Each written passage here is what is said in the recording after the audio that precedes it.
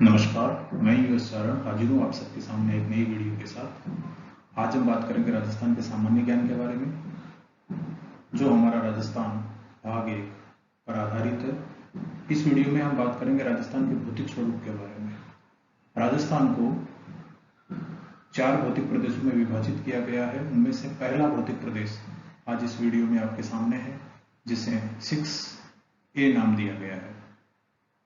तो चर्चा करते हैं इस वीडियो पे। राजस्थान का भौतिक स्वरूप। राजस्थान के भौगोलिक प्रदेशों का निर्धारण सर्वप्रथम, याद रखना है, सर्वप्रथम क्वेश्चन कई बार पूछा गया है। राजस्थान के भौगोलिक प्रदेशों का निर्धारण सर्वप्रथम प्रोफेसर वीसी मिश्रा ने किया। किस बुक में किया? राजस्थान का भूगोल नामक पुस्तक में किया, और इस पुस्तक का प्रकाशन नेशनल बुक डिपो द्वारा 1968 में किया गया। इस पुस्तक में राजस्थान को 7 भौगोलिक प्रदेशों में विभाजित किया गया है। पूरा ध्यान रखना है, राजस्थान के भौगोलिक प्रदेशों का निर्धारण सर्वप्रथम प्रोफेसर वीसी मिश्रा ने राजस्थान का भूगोल नामक पुस्तक में किया, जिसका प्रकाशन नेशनल बुक डिपो द्वारा 1968 में किया गया है। इस पुस्तक में राजस्थान को 7 भौगोलिक प्रदेशों में विभक्त किया गया है। इसके बाद में 1971 में प्रोफेसर रामलोचन सिंह ने वॉल्यूम इंडिया ए रीजनल ज्योग्राफी नामक पुस्तक में भारत का प्रादेशिकरण किया और राजस्थान को 2 वृहद प्रदेशों में, राजस्थान और राजस्थान पठार, 2 वृहद प्रदेश कौन से किए गए? राजस्थान और राजस्थान पठार में विभाजित किया, और इन वृहद प्रदेशों को 4 उप प्रदेशों में और 12 लघु प्रदेशों में इन्होंने विभाजित किया। इसके बाद आते हैं प्रोफेसर तिवारी और सक्सेना।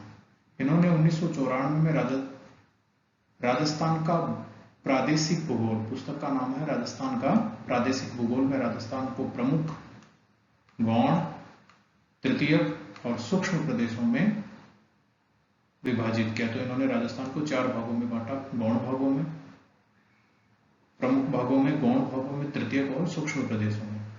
राजस्थान के भू आकृतिक स्वरूप बहुत प्राचीन है और लंबे समय की अपरदन और निक्षेपण की प्रक्रियाओं से बने हुए हैं। तो ये वो नाम थे, वो पुस्तकें थी जिनमें राजस्थान के भौतिक प्रदेशों के बारे में उल्लेख किया गया, राजस्थान को भौतिक प्रदेशों में विभाजित करने का प्रयास किया गया। तो सर्वप्रथम किसने किया? वीसी मिश्रा ने। भू संरचना तथा भौतिक स्वरूप के आधार पर राजस्थान को 4 भौतिक भागों में विभाजित किया गया। कितने भौतिक भागों में विभाजित किया गया है? 4 में। पश्चिमी रेतीला मैदान, जिसको थार का मरुस्थल, अरावली पर्वत, पूर्वी मैदान और दक्षिणी पूर्वी पठार या हाडोती का पठार के नाम से इनको जाना जाता है। इन सबको संक्षेप में हम यह देख सकते हैं इनका क्षेत्रफल।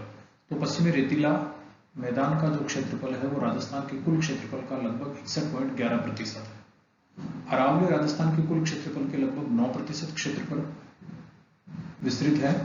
पूर्वी मैदान लगभग 23% और दक्षिणी पूर्वी पठार लगभग 6.89% भाग पर विस्तृत है। अगर इन भौतिक प्रदेशों की जनसंख्या प्रतिशत को देखा जाए तो पश्चिमी रेतीला मैदान, जो कि राजस्थान के 61.11% भाग पर फैला हुआ है, यहाँ राजस्थान की कुल जनसंख्या का लगभग 40% भाग रहता है और राजस्थान के लगभग 12 जिले इसमें आते हैं। यहाँ अगर मिट्टी की बात की जाए तो बलुई और रेतीली मिट्टी है, और जलवायु अगर देखी जाए तो शुष्क और अर्धशुष्क है। अरावली के अंदर राजस्थान की जनसंख्या का जो प्रतिशत है वो लगभग 10% रहता है। 13 जिले इसमें आते हैं। पर्वतीय और वनीय मिट्टी मिलती है और उपाद्र प्रकार की यहाँ जलवायु है। पूर्वी मैदान की अगर बात की जाए तो राजस्थान के कुल क्षेत्रफल के लगभग 23% भाग पर पूर्वी मैदान का विस्तार है, और राजस्थान की कुल जनसंख्या की 39% जनसंख्या का बसाव इस मैदान में है। इसमें लगभग 10 जिले आते हैं, और यहाँ जो मिट्टी मिलती है वो दोमट और जलोढ़ प्रकार की है, और यहाँ की जो जलवायु है वो आर्द्र है। दक्षिणी पूर्वी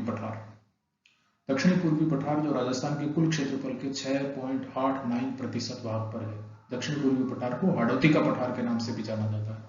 यहाँ राजस्थान की लगभग 11% जनसंख्या रहती है, और राजस्थान के 7 जिले इसमें आते हैं। काली और रेगड मृदा यहाँ मिलती है, अति आर्द्र जलवायु यहाँ की है।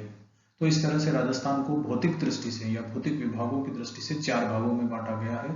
पश्चिमी रेतीला मैदान, अरावली पर्वत, पूर्वी मैदान, दक्षिणी पूर्वी पठार, जिसको हाडोती पठार के नाम से भी जाना जाता है। ये मैप आप देख सकते हैं, ये जो पूरा इलाका है ये वाला,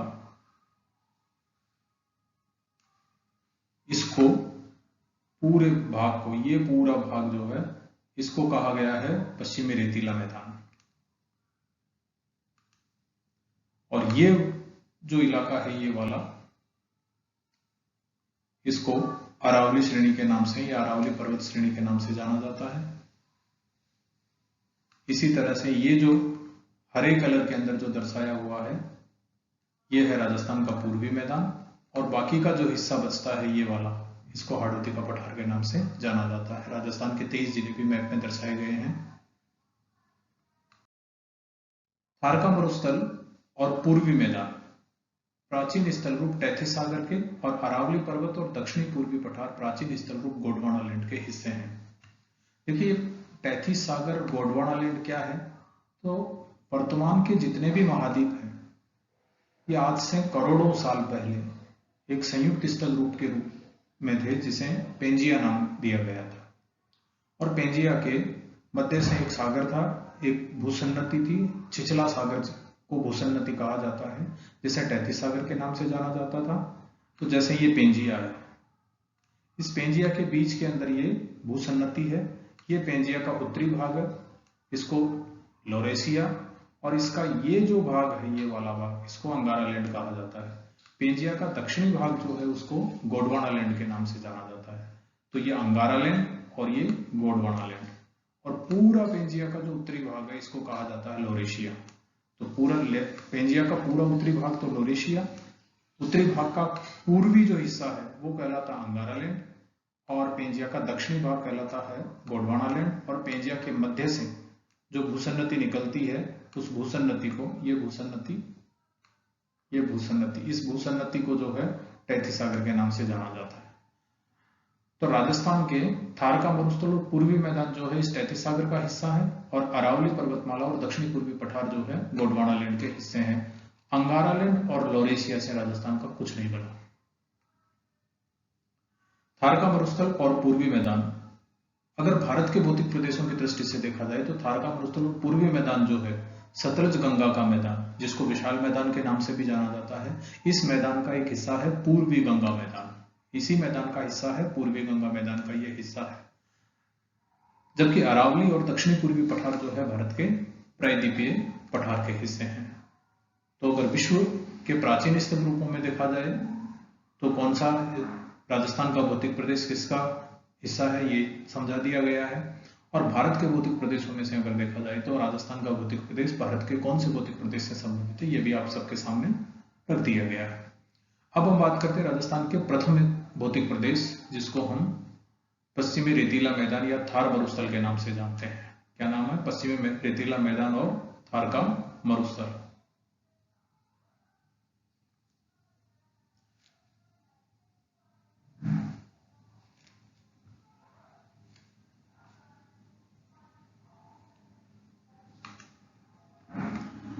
इसे पश्चिमी रेतीला मैदान व पश्चिमी मरुस्थलीय प्रदेश के नाम से भी जाना जाता है। इसका निर्माण टर्सरी और प्लीस्टोसीन काल में हुआ है, यानी टर्सरी से लेकर प्लीस्टोसीन काल में हुआ है। टर्सरी और प्लीस्टोसीन का मतलब टर्सरी से शुरू हुआ और प्लीस्टोसीन तक चला। तो टर्सरी से प्लीस्टोसीन काल में हुआ यह विशाल मरुस्थल, जिसे ग्रेट पैलियो आर्कटिक अफ्रीका मरुस्थल के नाम से जाना जाता है। और ये ग्रेट पैलियो आर्कटिक अफ्रीका मरुस्थल कहाँ से शुरू होता? सहारा मरुस्थल से।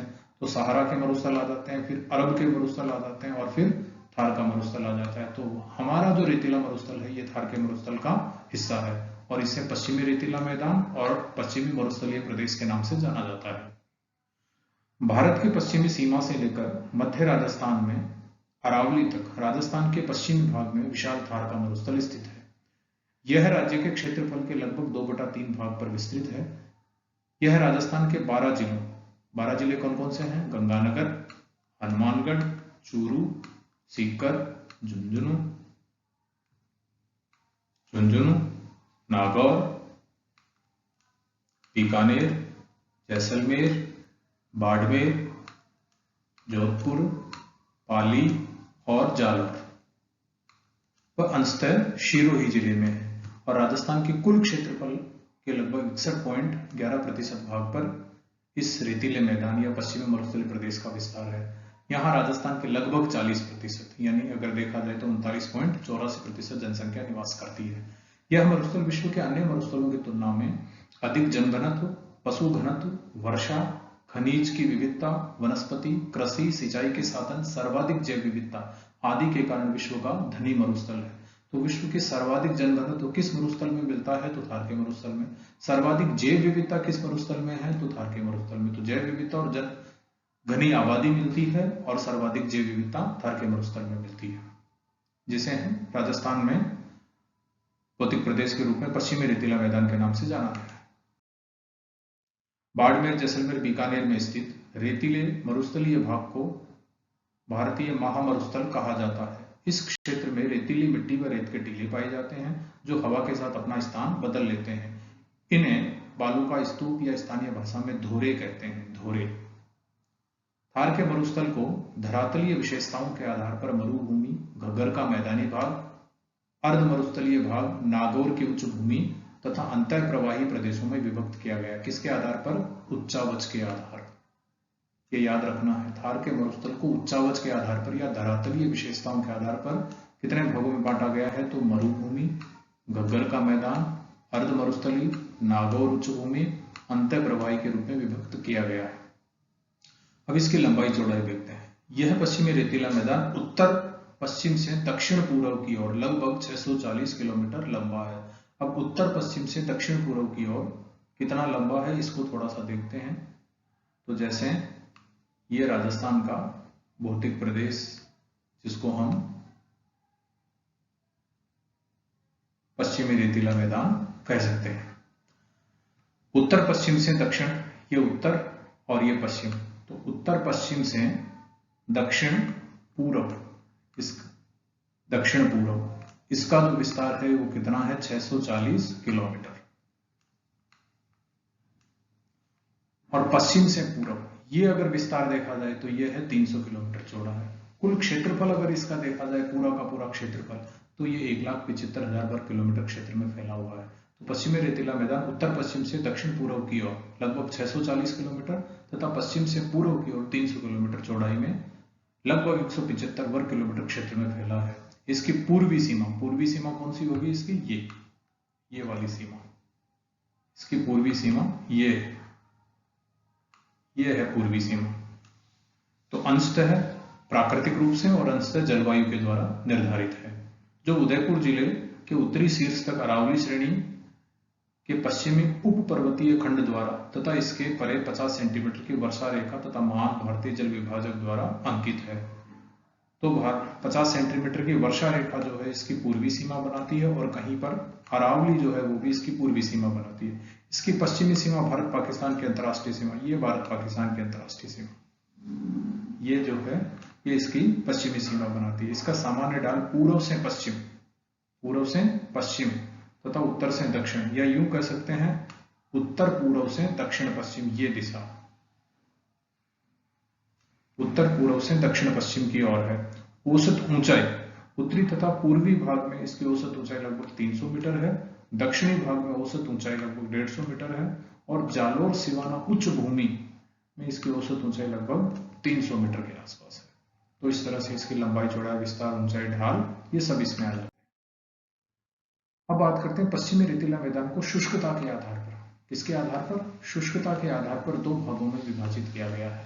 पहला है रेतीला शुष्क मैदान और दूसरा है अर्ध शुष्क मैदान। अर्ध शुष्क मैदान को राजस्थान बांगड़ के नाम से भी जाना जाता है और 25 सेंटीमीटर की वर्षा रेखा इन दोनों को अलग करती है। तो रेतीले शुष्क मैदान और अर्ध शुष्क मैदान का निर्धारण किसके आधार पर हुआ? शुष्कता के आधार पर। कितने सेंटीमीटर की वर्षा रेखा इनका विभाजन करती है या इन दोनों के बीच में सीमा निर्धारण करती है? तो 25 सेंटीमीटर की वर्षा रेखा। ये आप लोगों को एक मैप के द्वारा पश्चिमी मरुस्थलीय प्रदेश को समझाया गया है और पश्चिमी मरुस्थलीय प्रदेश के दो भाग इसमें दर्शाए गए हैं। ये भाग एक तो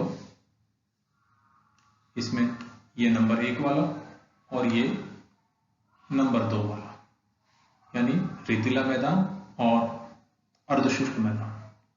रेतीला शुष्क मैदान, यहां वर्षा 25 सेंटीमीटर से कम होती है, इसे पुनः दो भागों में विभाजित किया गया है, मरुस्थलीय और बालू का स्तूप युक्त प्रदेश और बालू का स्तूप मुक्त प्रदेश।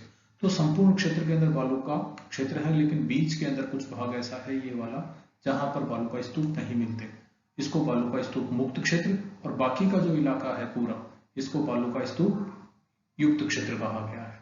मरुस्थलीय बालू का स्तूप युक्त क्षेत्र।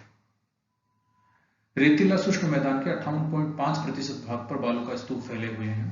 मिट्टी के निक्षेपण और जमाव से इन बालू का स्तूपों का निर्माण हुआ है। सर्वाधिक बालू का स्तूप जैसलमेर में और सभी प्रकार के बालू का स्तूप जोधपुर में मिलते हैं। यह प्रदेश बीकानेर, जैसलमेर, चूरू, पश्चिमी नागौर के कुछ भाग और बाड़मेर के 2/3 पश्चिमी भाग पर विस्तृत है। यह मरुस्थलीय भारतीय सीमा के पार पाकिस्तान में भी विस्तृत है। यहाँ विशाल रेत के फैलाव और चट्टानी परिव्यक्त शिलाएं हैं जो अरावली, नीस, शिष्ट, मालानी, ग्रेनाइट और विंध्यन क्रम की है। मरुस्थलीय प्रदेश प्रायद्वीपीय खंड के पश्चिमी विस्तार का एक भाग है।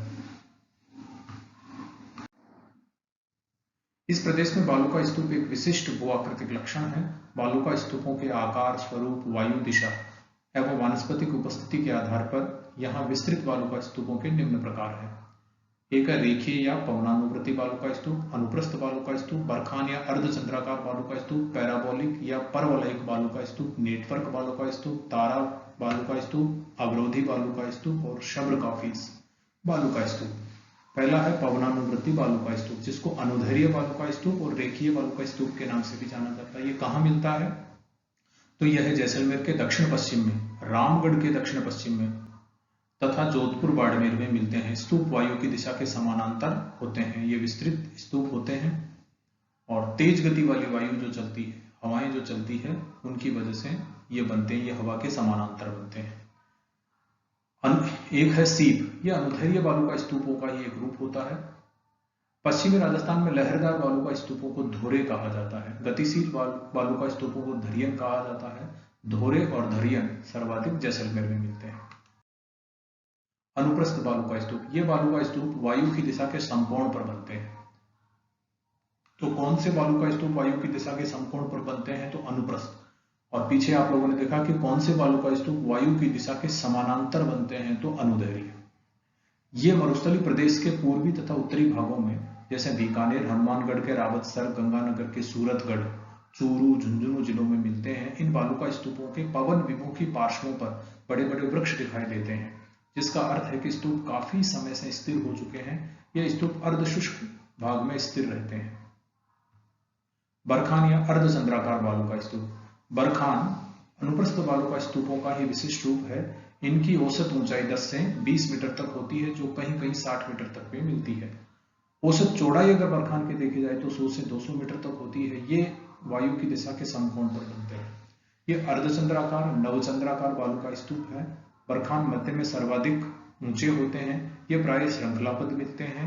ये प्राय मरुस्थली के उत्तरी भाग, जैसे सूरतगढ़, लूणकरणसर, करणी माता, चूरू के पालेरी, जैसलमेर, सीकर, बाड़मेर, ओसिया, जोधपुर में देखे जा सकते हैं। बरखान का पवन मुखी ढाल मंद होता है, यानी 5 से 12 डिग्री तक ये ढाल होता है। उन्नतोदर या उत्तल ढाल होता है। पवन विमुखी अगर ढाल को देखें तो वो तीव्र होता है, यानी उसके ढाल का 35 डिग्री तक ढाल होता है। नतोदर या अवतल होता है। बरखोनोइड्स, ये बरखान का एक रूप है जो अंडाकार रूप में होता है। यह आंतरिक प्रवाह क्षेत्र की मेढ़ा नदी बेसिन में पाए जाते हैं। तो बरखोनोइड्स बरखान को ही कहते हैं। कुछ स्वरूप में थोड़ा सा डिफरेंस मिलता है, बाकी एक जैसे ही है। पैराबोलिक, इनको परवलयिक बालू का स्तूप भी कहते हैं। संपूर्ण मरुस्थलीय क्षेत्र में इनका विस्तार है। तो मरुस्थल के सभी मरुस्थलीय जिलों में ये मिलते हैं। इनके निर्माण में मरुस्थलीय वनस्पति का योग होता है। ये महिलाओं की हेयरपिन और सेवर्ण प्रतिरूप के समान होते हैं। तो ये बहुत महत्वपूर्ण है कि कौन से बालू का स्तूप महिलाओं के हेयर बैंड या सेवर्ण प्रतिरूप के जैसे होते हैं? तो पैराबोलिक बालू का स्तूप। ये सभी मरुस्थलीय जिलों में मिलते हैं। ये बरखान के समान ही होते हैं, परंतु इनकी निर्माण की दिशा बरखान के विपरीत होती है। फिर आते हैं तारा बालू का स्तूप। यह स्तूप जैसलमेर के सोहनगढ़, पोकरण क्षेत्र, गंगानगर के सूरतगढ़ क्षेत्र में श्रृंखलाबद्ध रूप में मिलते हैं। इनका निर्माण संश्लिष्ट और अनियमित गति व दिशा वाली पवनों से होता है। तो तारे के समान आकार इनका हो जाता है। फिर आता है नेटवर्क बालू का स्तूप। ये थार मरुस्थल के उत्तरी पूर्वी भाग में पाए जाते हैं। रेखीय, अनुप्रस्थ या पैराबोलिक बालू का स्तूपों के पार्श्वों पर विस्तृत जोत क्षेत्र में और उनके बीच में नेटवर्क बालू का स्तूप निर्मित होते हैं। ये बालू का सीट, बालू का हमक और बहुत ही कम संगठित बालू का स्तूपों के रूप में पाए जाते हैं। इनके निर्माण में मंद वायु, वायु की अत्यधिक दिशा विहीनता, बढ़ता हुआ वनस्पति का परिवेश और शुष्क नदी घाटियां और पूर्ववर्ती जलोद्भूत स्थलाकृतियां उत्तरदायी है। तो नेटवर्क बालू का स्तूप। फिर आता है अवरोधी बालू का स्तूप। इनका निर्माण किसी अवरोध जैसे झाड़ी, पेड़, भवन या अन्य निर्मित स्थान अथवा पहाड़ी आदि के कारण होता है। कहाँ मिलते हैं? तो पुष्कर, बूढ़ा पुष्कर, नाग पहाड़, बिचून पहाड़, सीकर की पहाड़ियां पर अवरोधी बालू का स्तूप या टीलों का जमाव मिलता है। फिर आता है शब्रकाफीस।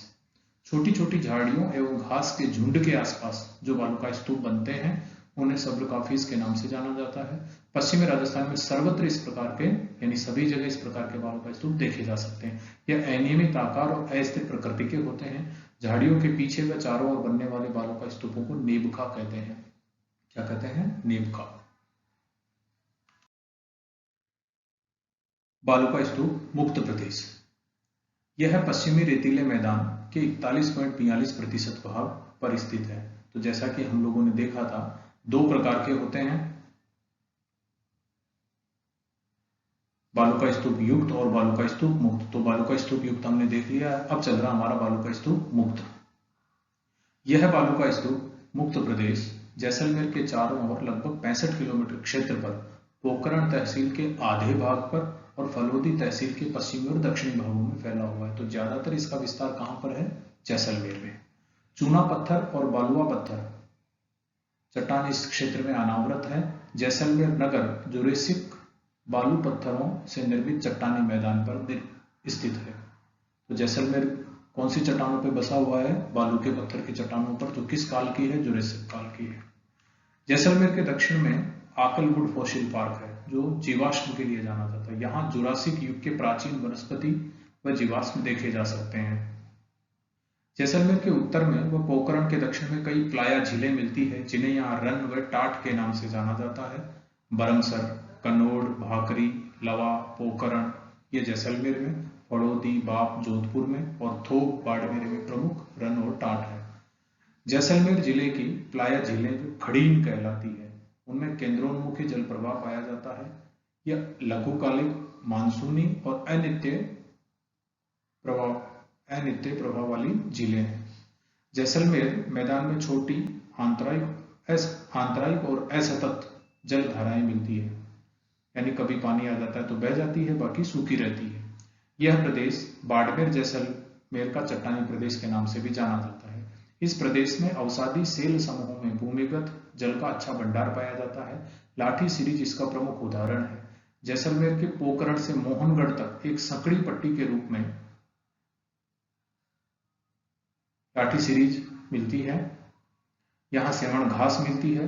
चांदन नलकूप जिसे थार का घड़ा, चांदन नलकूप को क्या कहा जाता है? थार का घड़ा, वो भी यही है लाठी सीरीज में।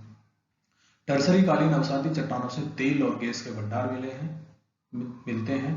जोधपुर के बाप में, जगह का नाम है बाप, पर्मो कार्बोनिफेरस काल के हिमानी द्वारा जमा कंकड़ पत्थर व अवसाद मिलते हैं जिन्हें बाप बोल्डर कहा जाता है। तो ये बालू का स्तूप मुक्त प्रदेश।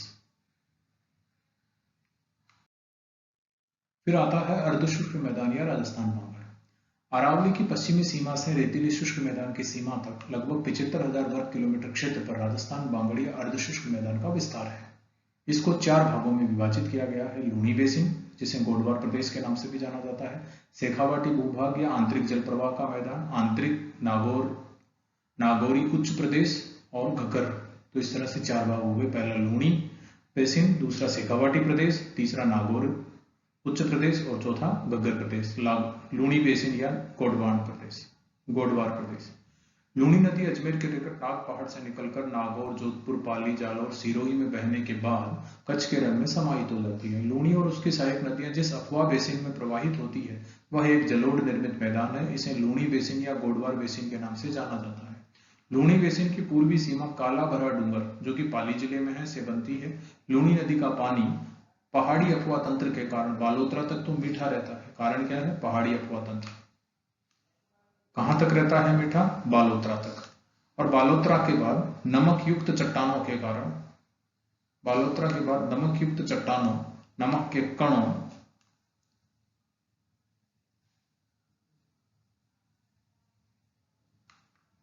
मरुस्थलीय प्रदेश के अफवाह तंत्र के कारण खारा हो जाता है। इस प्रदेश में खारी झीलें भी मिलती है, जैसे पचपदरा है, सनवरला है, कपराना आदि खारे पानी की झीलें हैं।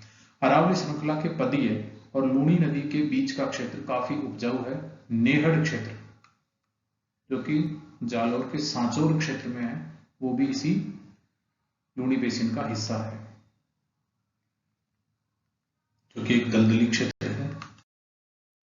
इस मैदानी प्रदेश में प्राचीन चट्टानों की पहाड़ियां भी सर्वत्र विस्तृत है, जिनमें जालौर सिवाना की पहाड़ियां प्रमुख है। जालौर में ग्रेनाइट से निर्मित पहाड़ियां व मलानी रायोलाइट की पहाड़ियां गुंबदाकार या इंसेल वर्ग के रूप में पाई जाती है। इस प्रदेश की प्रमुख चोटियां डोरा पर्वत, जो कि जसवंतपुरा की पहाड़ियों में स्थित है और 669 मीटर इसकी ऊंचाई है। इसराना भाकर 839 मीटर, रोजा भाकर 730 मीटर और जहरोल पहाड़ 588 मीटर, ये सभी जालौर जिले में है। शेखावाटी आंतरिक जल प्रवाह का भूभाग है राजस्थान बांगड़। लूणी बेसिन के उत्तर में राजस्थान की उत्तरी पूर्वी सीमा तक इस प्रदेश का विस्तार है। इस प्रदेश में चूरू, झुंझुनू, सीकर और नागौर जिले के उत्तरी भाग सम्मिलित हैं। यह प्रदेश मध्यम और निम्न ऊंचाई के बालुका स्तूपों से युक्त रेतीला मैदान है। अरावली श्रेणी इस प्रदेश के दक्षिण से उत्तर तक फैली हुई है, जो इसे दो भागों में विभाजित करती है। एक भाग जो है उसमें शेखावाटी के रेतीले मरुस्थल के भूभाग आते हैं और दूसरे भाग में दक्षिण और दक्षिण पूर्व में जयपुर के उपजाऊ मैदान आ जाते हैं। अजमेर के उत्तर पूर्व में अरावली श्रेणी क्रमबद्ध श्रृंखला के रूप में न होकर टूटी फूटी है और इसमें वायु घाटियां मिलती है, पिंड वैली। इन वायु घाटियों से बालू का स्तूप पूर्वी मैदान पर कई किलोमीटर की दूरी तक फैले हुए हैं। शेखावाटी भूभाग की स्थलाकृति उबड़ खाबड़ और बालू के टीलों से युक्त है। शेखावाटी प्रदेश में कस्बों और नगरों के समीप बालू का स्तूप जो मिलते हैं वो है बरखान, और अन्य भागों में पवनानुवृत्ति बालू का स्तूप मिलते हैं। इन बालू का स्तूपों में वर्षा का जल एकत्रित हो जाता है बालू का स्तूपों के बीच में निम्न भागों में, जिसे सर या सरोवर कहते हैं, जैसे जस्सू सर, साली सर, मान सर, मलसी सर आदि। इस प्रदेश में अधः स्तर पर चूने की चट्टानें मिलती है, तो शेखावाटी क्षेत्र के चूने की चट्टानें मिलती है। कच्चे और पक्के कुओं का निर्माण यहाँ सुविधाजनक रहता है और इन कुओं को क्या कहा जाता है? जोहड़ या नाडा के नाम से जाना जाता है। कांतली इस प्रदेश की प्रमुख नदी है, जो कि एक मौसमी नदी है और अरावली की पहाड़ियों से निकलती है। चूरू जिले की सीमा में राजगढ़ के निकट जाकर ये लुप्त हो जाती है। इसके अफवाह क्षेत्र को, कांतली नदी के तटवर्ती क्षेत्र को क्या कहा जाता है? तोरावाटी के नाम से जाना जाता है। मेंढा, रूपनगढ़ और खारी अन्य मौसमी नदियां हैं जो अपना पानी सांबर झील में लेके जाती है। इनके अलावा भी कई अंतर प्रवाही जलधाराएं इस शेखावाटी क्षेत्र के अंदर है। यहाँ कुछ लवणीय झीलें मिलती है, निम्न क्षेत्र मिलते हैं जिनको गर्त या रन के नाम से जाना जाता है, जैसे डीडवाना, डेगाना, सुजानगढ़, ताल छापर, परिहारा, कुचामण। शेखावाटी प्रदेश में विशेषतः झुंझुनू में चरागा भूमियों को बीड़ के नाम से जाना जाता है। फिर आता है नागौरी उच्च प्रदेश। यह है लूणी बेसिन और शेखावाटी प्रदेश। नीचे तो क्या है? लूणी बेसिन, और ऊपर की ओर क्या है? शेखावाटी प्रदेश। इन दोनों के बीच में नागौर उच्च प्रदेश का विस्तार है। यह प्रदेश बंजर और रेतीला है। मृदा में सोडियम की मात्रा अधिक होने के कृषि के लिए अनुपयुक्त है। खारापन ज्यादा है मिट्टी में। पर्वतसर, नावा और कुचामन को अगर छोड़ दें तो पहाड़ियों का अभाव है। केवल कुचामन में, नागौर, नावा में और पर्वतसर में यहाँ पहाड़ियां मिलती है। संपूर्ण क्षेत्र समतल मैदान है। नागौर, मंडवा और मेड़ता के समीपवर्ती क्षेत्र बालू का स्तूपों से युक्त है। इस प्रदेश की सागर तल से औसत ऊंचाई 300 से 500 मीटर तक है। वर्षा का वार्षिक औसत 25 से 50 सेंटीमीटर तक है। इस प्रदेश में कई नमक की झीलें हैं, सांभर, डीडवाना, डेगाना, कुचामन आदि। इन झीलों में नमक की उत्पत्ति का कारण गहराई में पाई जाने वाली माइका शिष्ट चट्टानें हैं। और इनका उल्लेख किसने किया है? एच एस शर्मा जी ने किया है, जो राजस्थान विश्वविद्यालय के अंदर रिटायर्ड प्रोफेसर हैं। उन्होंने अपने अध्ययन में ये सिद्ध किया है कि यहाँ नमक का कारण जो है वो गहराई के अंदर मिलने वाली माइकासिस्ट चट्टानें हैं। नागौर और अजमेर के मध्य के क्षेत्र में फ्लोराइड युक्त पानी मिलता है, जिसकी वजह से लोगों में अस्थि विकार उत्पन्न हो जाता है। उम्र से पहले ही उनकी कमर झुक जाती है, इस कुबड़ निकल जाती है, इसलिए पूरे क्षेत्र को क्या कहा जाता है? कुबड़ पट्टी के नाम से जाना जाता है। तो कुबड़ पट्टी, अजमेर और नागौर। फिर आता है घग्गर प्रदेश। यह मैदानी प्रदेश गंगानगर और हनुमानगढ़ जिलों के लगभग 75% भाग पर फैला हुआ है। इस मैदान का निर्माण घग्गर और उसकी सहायक नदियों द्वारा जमा की गई जलोढ़ सामग्री से हुआ है। घग्गर इस प्रदेश की मुख्य नदी है, जिसे मृत नदी के नाम से भी जाना जाता है। घग्गर नदी का जो पाठ है उनको नाली के नाम से जाना जाता है। घग्गर की शाखा द्रुष्टवती नदी है और इसकी घाटी जो है नौहर भादरा, जो कि हनुमानगढ़ में है, स्थित है। अधिक वर्षा में घग्गर नदी का पानी हनुमानगढ़, सूरतगढ़, अनूपगढ़ होते हुए पाकिस्तान के फोर्ट अब्बास तक जाता है। इंदिरा गांधी नहर व गंग नहर द्वारा पर्याप्त जल सुविधाओं का विकास होने से यह संपूर्ण क्षेत्र कृषि संपन्न क्षेत्र है, हरा भरा क्षेत्र है। क्षारीयता, अम्लता, सेम की समस्या, जल भराव की समस्या और मरुस्थलीकरण की समस्या इस क्षेत्र की प्रमुख समस्याएं हैं। यह क्षेत्र इन समस्याओं से ग्रसित है और इन समस्याओं के कारण पर्यावरण और पारिस्थितिकी को खतरा हो रहा है। ये समस्याएं पर्यावरण और पारिस्थितिकी के लिए खतरनाक है। घग्गर बेसिन में पाई जाने वाली चिकनी और उपजाऊ मिट्टी, जिसका विस्तार गंगानगर और हनुमानगढ़ तक है, इसको काठी या बग्गी के नाम से जाना जाता है। राजस्थान का मरुस्थल का आगे बढ़ना मरुस्थलीकरण या मरुस्थल का मार्च कहलाता है। तो मरुस्थलीकरण किसको कहते हैं? मरुस्थल का आगे बढ़ना, जो राजस्थान से हरियाणा की ओर सर्वाधिक हो रहा है, जिसकी दिशा दक्षिण पश्चिम से उत्तर पूर्व की ओर होती है। मरुस्थलीकरण में सर्वाधिक योगदान बरखान बालुका स्तूपों का होता है। थार मरुस्थल का 85% भाग भारत में व 15% भाग पाकिस्तान में है। इसका विस्तार भारत के 4 राज्यों, सर्वाधिक राजस्थान में है लगभग 65%, इनके अलावा गुजरात, हरियाणा और पंजाब में भी है। तो आज की वीडियो में बस इतना ही है। हमने पश्चिमी रेतीला मैदान के बारे में देखा है, अरावली, पूर्वी मैदान और दक्षिणी पूर्वी पठार, जिसे हाड़ौती का पठार के नाम से जाना जाता है, इनके लिए फिर एक नई वीडियो के साथ आपके सामने उपस्थित होऊंगा। आशा है आप सबको ये वीडियो पसंद आएंगे। आप इन्हें लाइक करें, शेयर करें, सब्सक्राइब करें। नमस्कार।